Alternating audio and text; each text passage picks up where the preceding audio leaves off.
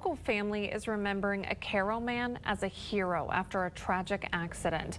And TV's Danielle Shenk spoke with members of the Osburn family and joins us now live in studio with more. Danielle. There was a citywide cleanup day on April 30th in Cairo, and Chad Osburn went over to his son's house to help clean up before their next renovation project when the accident happened. Yeah, that's the ultimate sacrifice. I don't know what I would have done if I didn't have her, and I don't know what I'm gonna do since I don't have him. The family was attempting to remove an old flagpole in front of the house. Chad was loosening the ground while his wife was in the pickup ready to pull it out. My daughter was helping him dig around it, and I said, "Emily, get out of the way." And it startled my mother into pushing the gas pedal instead of the brake. He said his initial thought was that his daughter was no longer going to be here, but his father, Chad, managed to get her out of the way. I ran around, and I seen she was okay, and I seen my dad wasn't. And we lost him that night, but he's definitely a hero, and he'd do it 100 times over, same way. I think most people would try to get out of the way themselves. I mean, it would be a natural reaction. So to stand there and take it to save somebody was a big sacrifice. Jason says his father's main goal was to get Jason and his family to Cairo so they could be closer and enjoy him on a daily basis. They had recently bought a home and have been renovating it, with Chad by their side every step of the way.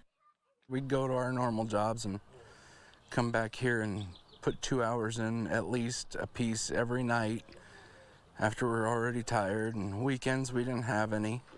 It was always over here working. Brett says his brother was a giver throughout many aspects of his life. Every year, my brother Chad did a giant Christmas display. And being the giver, when you decorate the outside of your house, you're doing that for other people, not yourself. Neighbor Chuck Rodeman says he would always send pictures of the lights to his family back in Missouri. Chad was a great neighbor to be close to because he was always looking out for his neighborhood. If anybody needed some help, he was right there. They say Chad was very involved in the community, and his business in town benefited almost everybody. It's just one of those tragic things that happened that maybe all of us have had something in our lives that has taken a loved one way too soon. We have, and Chad being only 60 years old, there was a lot of life left in him. How are you going to remember him? By watching that little girl grow up.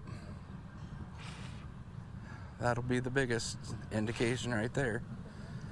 And by making him proud and turning this house into what we had both visioned it to be. The family is also trying to have Chad honored at the next Heroes game between Nebraska and Iowa, where he would be remembered at halftime for this sacrifice. Sarah? We're definitely thinking about that family. Thanks so much, Danielle.